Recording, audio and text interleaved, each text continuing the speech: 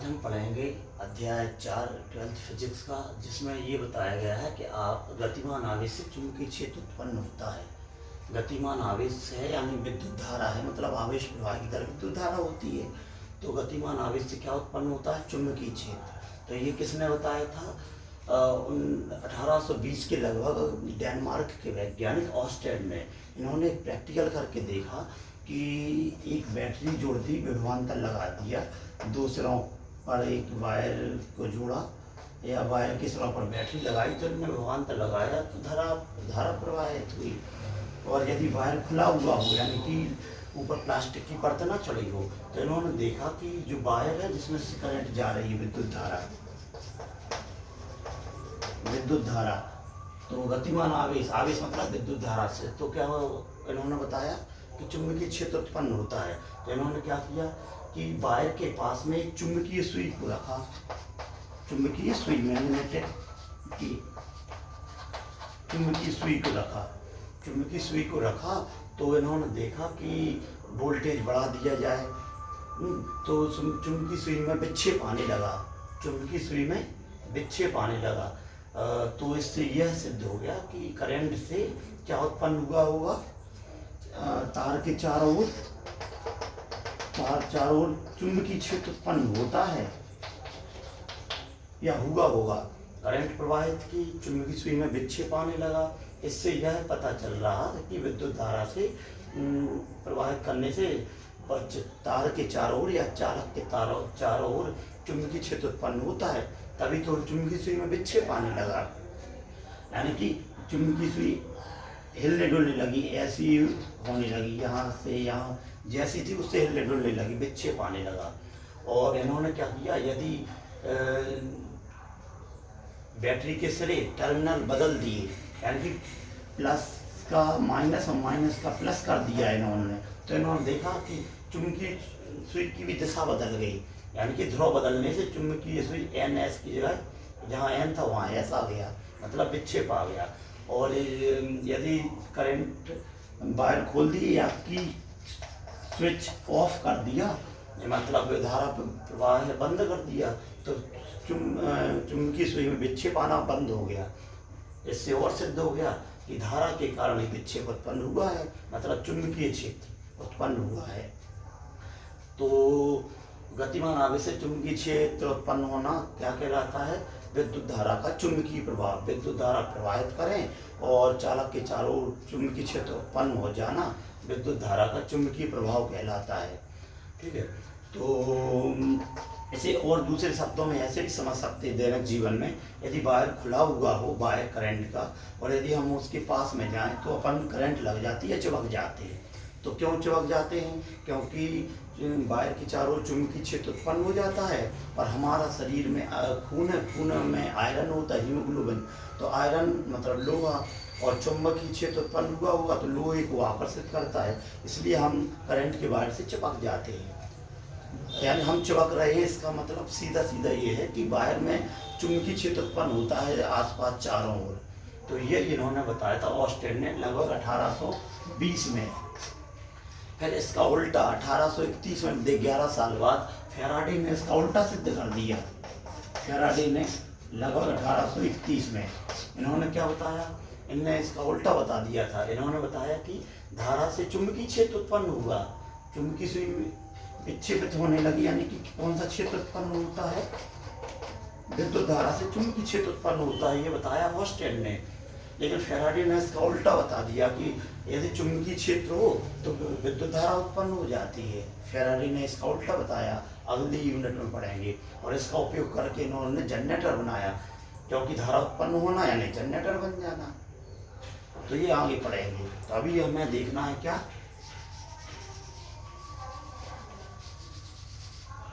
विद्युत धारा से क्या उत्पन्न हो जाता है? चुंबकीय क्षेत्र। तो इसके बारे में ऑस्टेड ने प्रयोग करके बताया इतना। तो अब चुंबकीय क्षेत्र उत्पन्न हुआ है, तो चुंबकीय क्षेत्र की दिशा कहाँ की ओर होगी? चुंबकीय क्षेत्र मैग्नेटिक फील्ड है जो कि दिशा किस ओर होगी, इसके लिए नियम दिए गए। तो पहला बताया था एम्पियर ने, तो एम्पियर ने बताया तैरने का नियम, एम्पियर का तैरने का नियम। ये सब 9th क्लास में पढ़ चुके हैं। ये 10th क्लास में पढ़े हैं, ऑस्टेड का प्रयोग, एम्पियर का तैरने का नियम वगैरह सब। तो हमने क्या देखा कि वायर के चारों ओर चुंबकीय क्षेत्र उत्पन्न हो जाता है, चुंबकीय सुई में विक्षेप आया, इससे पता चला। तो ये देखें, तो इन्होंने क्या बताया, एम्पियर ने ये बताया कि यदि कोई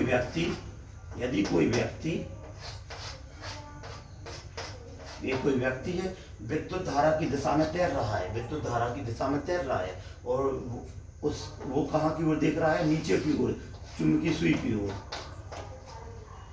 सुई की ओर देख रहा है। तो क्या है, जब कोई व्यक्ति विद्युत धारा की दिशा में तैर रहा हो तो ये तैर कहाँ रहा है, तो आगे की ओर, और यह देख रहा है चुंबकीय सुई मतलब नीचे की ओर। तो उत्पन्न चुंबकीय क्षेत्र उत्पन्न होता है, ऑस्टेन ने बताया था। तो चुंबकीय क्षेत्र की दिशा कहाँ की ओर होगी, तो इन्होंने बताया था कि राइट हैंड साइड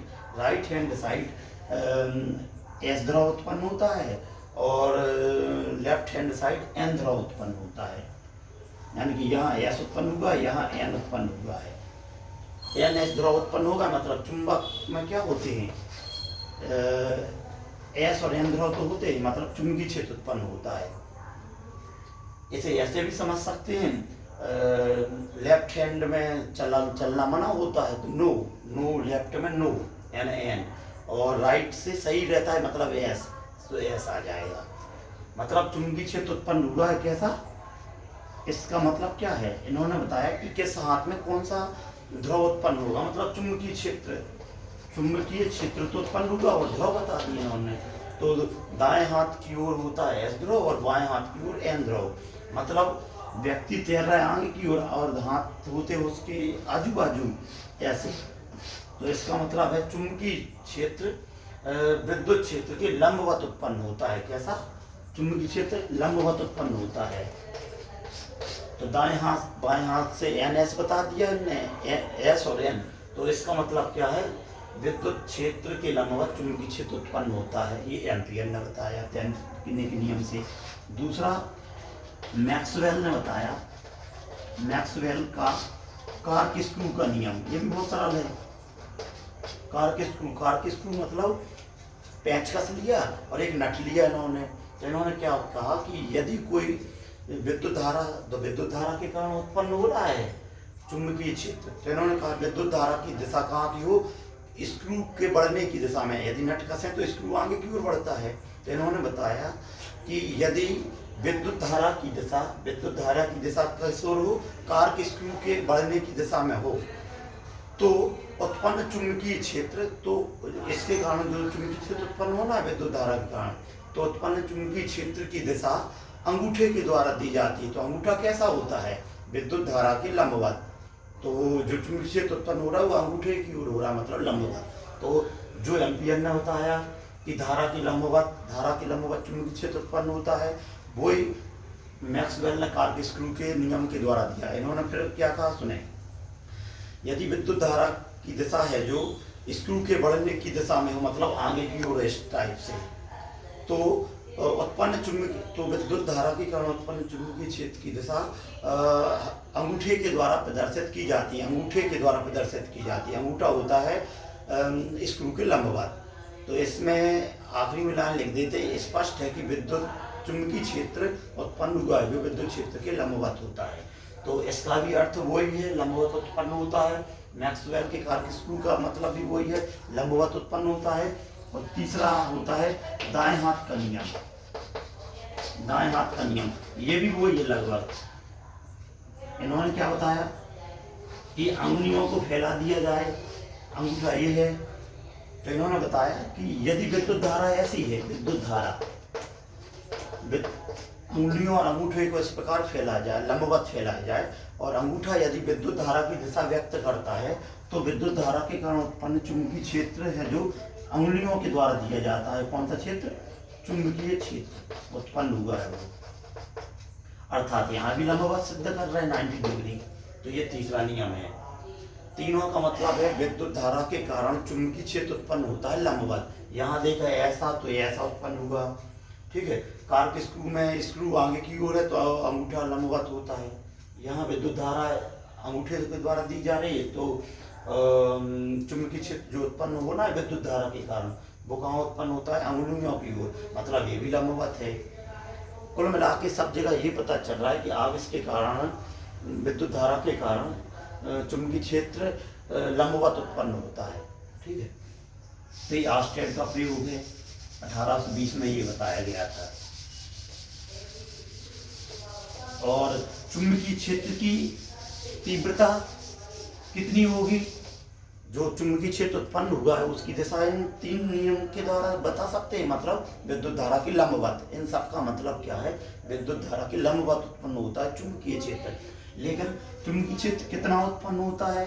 तो ये देखा, कोई वायर है, इसमें विद्युत धारा आई प्रवाहित कर रहे हैं, तो इसकी लंबवत उत्पन्न होता है। तो माना इस P बिंदु पर उत्पन्न करें, तो क्या कर पड़ रहा है? अब विद्युत धारा के कारण, विद्युत धारा के कारण उत्पन्न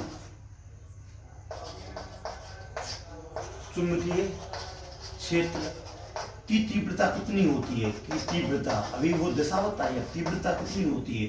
तो तीव्रता का नियम किसने दिया था?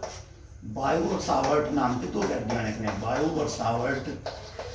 तो बायो सावर्ट का नियम आ गया अब यहाँ, जैसे विद्युत आवेश के लिए कूलॉम का नियम था, वैसे ही करंट के कारण, विद्युत धारा के कारण, विद्युत धारा के कारण कौन सा क्षेत्र उत्पन्न करना है? चुंबकीय क्षेत्र। तो उसके लिए किसने नियम दिया? बायो सावर्ट ने। तो उसकी उन्होंने विद्युत क्षेत्र की तीव्रता बताई, तीव्रता को B से प्रदर्शित करते हैं। तो इन्होंने बताया कि उत्पन्न काय के कारण, चालक तार में धारा प्रवाह के कारण उत्पन्न चुंबकीय क्षेत्र यहाँ कहीं उत्पन्न होगा B पर, P बिंदु पर B उत्पन्न होगा चुंबकीय क्षेत्र। तो वो कितना होगा? B से शो कर रहा है, ये बताया इन्होंने, तीव्रता कितनी होगी। तो इन्होंने क्या किया? तार में धारा प्रवाह से उत्पन्न होना है, तो इन्होंने बताया कि उत्पन्न चुंबकीय क्षेत्र, उत्पन्न चुंबकीय क्षेत्र की तीव्रता, तीव्रता निम्न कारकों पर निर्भर करती है। तीव्रता को यदि B से प्रदर्शित करें तो एक क्षेत्र की तीव्रता क्यों उत्पन्न हो रही है? क्योंकि करंट प्रवाहित की, क्योंकि नाम ही है धारा से चुंबकीय क्षेत्र उत्पन्न करना है। तो चालक में प्रवाहित धारा के प्रवाह समानुपाती, चालक में प्रवाहित धारा, विद्युत धारा I के समानुपाती करंट रहेगी, तभी तो ये उत्पन्न होगा। तो पहला पॉइंट ये है। दूसरा क्या है? धारा के कारण उत्पन्न हो रही है, पहला I के समानुपाती। अब तार की लंबाई, यदि तार छोटा है तो इसके चारों ओर कम क्षेत्रफल उत्पन्न होगा, B क्षेत्र की तीव्रता कम उत्पन्न होगी। यदि बड़ा है तो बड़ी उत्पन्न होगी, मतलब तार की लंबाई पर निर्भर करता है। तार की लंबाई अधिक है तो तीव्रता अधिक उत्पन्न होगी, कई हिस्से में उत्पन्न होगी चारों ओर। तो दूसरा, तार की लंबाई, तार की लंबाई L की, यदि तार की लंबाई टोटल L है, लेकिन इन्होंने क्या कहा कि पूरी लंबाई की बात नहीं की। इन्होंने कहा एक छोटा सा टुकड़ा ले लिया तार का AB। AB क्या है? तार का छोटा सा टुकड़ा जिसकी लंबाई L न मान के छोटा सा DL मान लेंगे, तो इसे अल्पांश कहते हैं। मतलब वही तार की लंबाई पर निर्भर करता है। लंबाई अधिक होगी तो तीव्रता अधिक होगी, लंबाई कम होगी तो तीव्रता कम होगी। ठीक है, तो इन्हें तार की लंबाई लिख सकते हैं या अल्पांश लिख सकते हैं, छोटा सा टुकड़ा, अल्पांश, तार का अल्पांश। और L ना कह के इसे छोटा सा DL कह सकते हैं, DL छोटा सा टुकड़ा, मतलब लंबाई पर निर्भर कर रहा है, यहाँ भी उसका यही मतलब है। ठीक है, और देखें अब क्या होता है, एक कोण पर भी निर्भर करता है, क्योंकि अभी अपन ने दिशा पढ़ी वो लंबवत होती है, मतलब कोण पर भी निर्भर करेगा। और मतलब तीसरा इस कोण पर निर्भर करेगा। और साइन कोण का मान अधिकतम होना चाहिए, तो साइन अधिकतम मान कितना होता है? कोण का 1 होता है। तो साइन 90 लंबवत उत्पन्न होती है, अभी 3 नियम पड़े लंबवत, तो साइन 90 का मान होता है क्या? 1 अधिकतम। तो थीटा वो लिख सकते हैं और उसका मान 90 होना चाहिए, जो 1 हो जाएगा। तो थीटा पर भी निर्भर करेगी, मतलब चालक और अल्पांश को मिलाने वाली रेखा के बीच का कोण थीटा 90 नहीं है तब भी लिखना पड़ेगा, और है तो 90 अधिकतम। चौथा, यदि चालक और अल्पांश के बीच की दूरी पास में, यदि पास में होता तो ज़्यादा क्षेत्र उत्पन्न होता, पास में है तो ज़्यादा, दूरी बढ़ रही है तो कम हो रहा है, मतलब दूरी का उल्टा है। दूरी बढ़ रही तो तीव्रता घट रही है, मतलब दूरी का उल्टा होना है।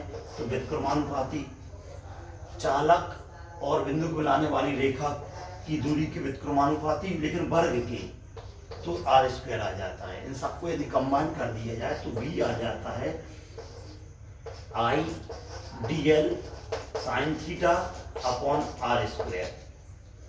तो आई ये है, डी एल लंबाई हो गई, छोटे से टुकड़े के कारण तो पूरी तीव्रता नहीं हो गई, एक छोटे से टुकड़े के कारण तीव्रता मान लेते छोटी सी, मतलब वही है। तो अल्पांश के कारण डी भी लिख सकते हैं, क्योंकि पूरी लंबाई लेते तो बी, छोटी सी लंबाई डी एल ली तो छोटी तीव्रता डी भी उत्पन्न होगी। तो ये डी भी इक्वल इन्होंने बताया था इतनी होती है, और जिसका मान ही कांस्टेंट लगा के ज्ञात करके आगे इस आगे पढ़ते हैं। तो बायो सावर्ट ने बताया कि तीव्रता कितनी होती है, D V equal I D L sine theta upon R square. तो ये कैसे बताया, एक अल्पांश में धारावाही चालक होगा, अल्पांश होगा, उसके कारण अल्पांश के कारण किसी बिंदु पर विद्युत क्षेत्र की तीव्रता इन कारकों पर निर्भर करती है।